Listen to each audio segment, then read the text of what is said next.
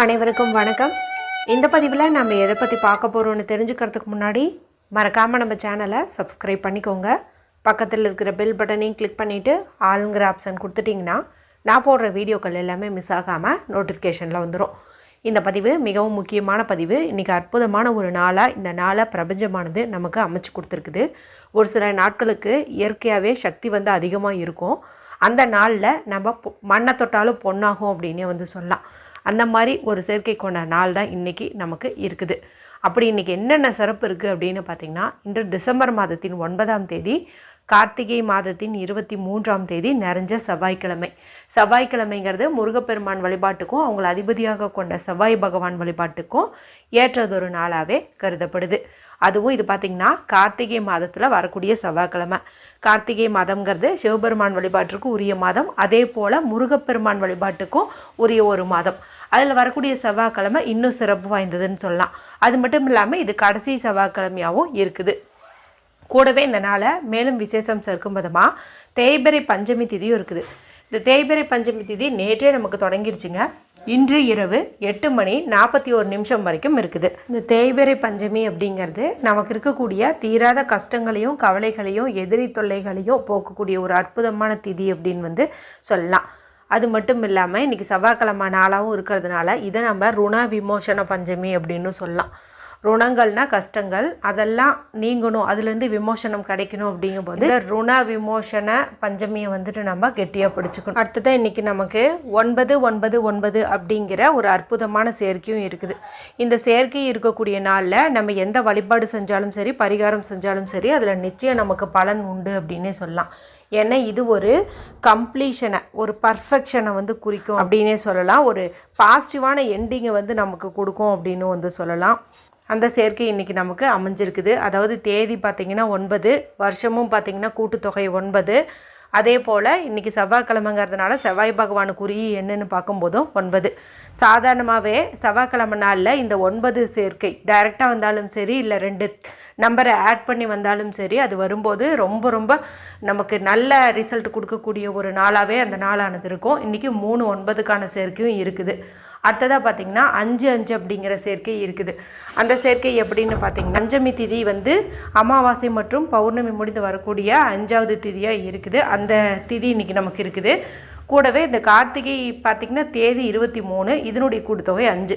இதுவுமே ரொம்ப சிறப்புன்னு சொல்லலாம். ஏற்கனவே இந்த சக்தி வாய்ந்த நாளில் செய்ய வேண்டிய கற்பூரவள்ளி இலை பரிகாரம் குறித்து வீடியோ போட்டிருக்கிறேன்.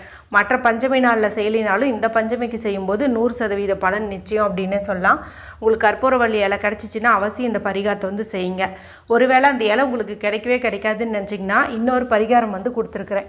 9 மிளகோட இன்னொரு இலையை வச்சு செய்கிற மாதிரி ஒரு பரிகாரம், அதையாவது நீங்கள் செய்யுங்க, நல்ல ரிசல்ட்டு கிடைக்கும். இப்போ நான் மேலே சொன்ன 2 வீடியோக்களும் நீங்கள் பார்க்காம இருந்தீங்கும்போது எண்டு ஸ்க்ரீனில் லிங்க் கொடுக்குறேன், மறக்காமல் செக் பண்ணி பாருங்கள். சரி, இப்போ இந்த பதிவை தொடர்ந்து பார்க்கலாம். இது பார்த்திங்கன்னா நம்ம கையில் எழுதிக்க வேண்டிய ஒரு ஏஞ்சல் நம்பருக்கான ஒரு பரிகாரம் அப்படின்னே சொல்லலாம். ஏன்னா இன்றைக்கி நான் சொன்ன மாதிரி உங்களால் பரிகாரமெல்லாம் செய்கிறது கொஞ்சம் சிரமமாக இருக்குது. எங்களுக்கு அந்த 2 இலையும் கிடைக்காது.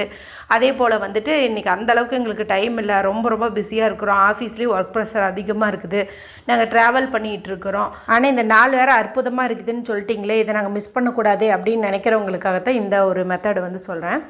இதை நீங்கள் உங்களுடைய இடது கையில் இப்போ நான் காட்டுறேன் பாருங்கள், இந்த இடத்துல எழுதணும். அதாவது நம்மளுடைய உள்ளங்கை இருக்குது இல்லையா, இந்த உள்ளங்கையில் இப்படி சைடாக, அதாவது சுண்டு வரலுக்கு கீழே அப்படி இந்த சைடாக இந்த இடத்துல நீங்கள் எழுதணும். சரி, நீங்கள் எழுத வேண்டிய அந்த நம்பர் என்ன, அதுக்கு என்ன கலர் பேனா யூஸ் பண்ணணும் அப்படிங்கிறது பார்த்துடலாம். இதுக்கு நீங்கள் ப்ளூ கலர், ரெட் கலர் அல்லது க்ரீன் கலர், இந்த 3 கலரில் ஏதாவது ஒரு கலர் லிங்க் வரக்கூடிய பேனா, ஸ்கெட்ச் பென்சில், மார்க்கர் நீங்கள் பயன்படுத்திக்கலாம்.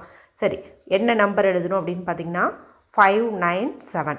இது வரைக்கும் இந்த நம்பர் குறித்து நம்மளுடைய சேனலில் வீடியோ போட்டது கிடையாது. இதுதான் முதல் முறை. இந்த அற்புதமான நாளில் இந்த எண் சேர்க்கையும் இருக்கிறதுனால உங்களுக்கு இன்றைக்கி சொன்ன இது பொருத்தமாக இருக்குங்கிறதுக்காக தான் நான் சொல்லியிருக்கிறேன். இதில் 5 அப்படிங்கிறது பார்த்திங்கன்னா நல்ல ஒரு சேஞ்சஸை கொடுக்கும், மணி ஃப்ரீடமை கொடுக்கும். அதாவது பணவரவில் ஏதாவது தடைகள் இருக்குது அப்படிங்கும்போது அந்த தடைகளை நீக்கி நல்ல ஒரு ஃப்ளோவாக வருவதற்கு உதவி செய்யும். அது மட்டும் இல்லாமல் உங்களுக்கு புது புது வாய்ப்புகளை வந்து ஏற்படுத்தி தரும். இப்போ ஏர்னிங்ஸ்க்காகன்னு நினைக்கும் போது அதுக்கான வாய்ப்புகள், ஏதாவது நல்ல வேலை கிடைக்கலாம், இல்லை ப்ரமோஷன் கிடைக்கலாம், இல்லை பிஸ்னஸில் வேறு ஏதாவது ஒரு உங்களுக்கு ஒரு ப்ராஃபிட் வர மாதிரி ஏதாவது ஒரு ப்ராடக்ட் நீங்கள் வாங்கி சேல் பண்ணலாம். இந்த மாதிரி ஏதாவது ஒரு ஆப்பர்ச்சுனிட்டிஸை வந்து இது கொடுக்கும். அடுத்து 9 பற்றி உங்களுக்கே தெரியும், அது ஒரு கம்ப்ளீஷனை குறிக்கும், நல்ல ஒரு பாசிட்டிவான எண்டிங்கை கொடுக்கும் அப்படின்ட்டு.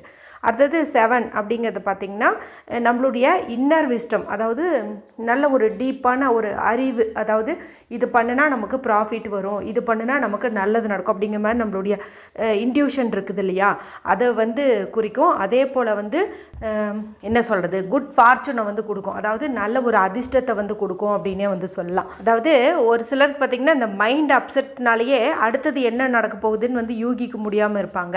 அந்த மாதிரிலாம் இல்லாமல் மைண்டு நல்லா ஃப்ரெஷ்ஷாக இருக்கிறதுக்கு இந்த ஒரு 7ங்கிற நம்பர் வந்து நமக்கு உதவும்.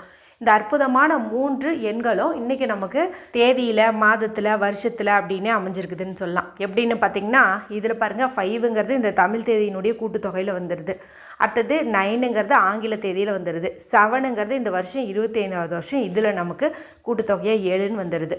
அதனால் இந்த எண்ணை வந்துட்டு நம்ம எங்கே எழுதுகிறோம், நம்மளுடைய இடது கையில் இந்த சுண்டு வரலுக்கு கீழே அப்படியே சைடாக இப்போ எழுதியிருக்கோம் பாருங்கள், இந்த மாதிரி ஒரு இடத்துல வந்துட்டு நீங்கள் எழுதிடணும்.